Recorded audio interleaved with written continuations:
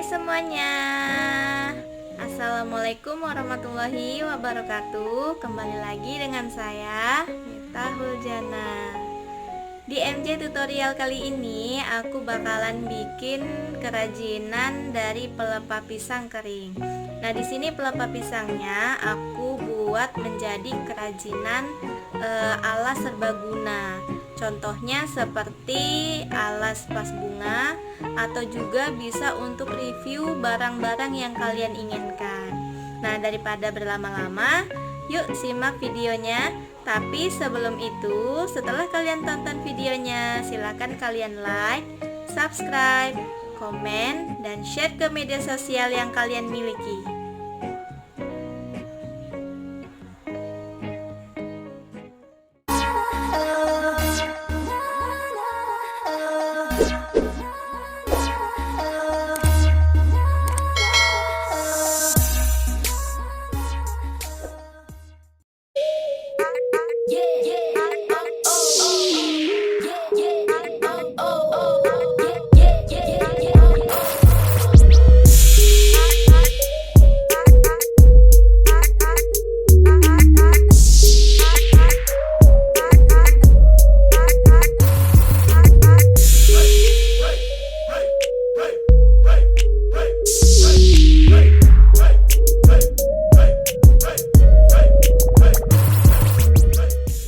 Dan bahan yang digunakan adalah gunting,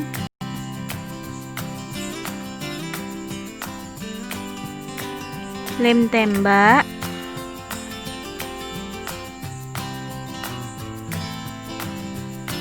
pelepah pisang,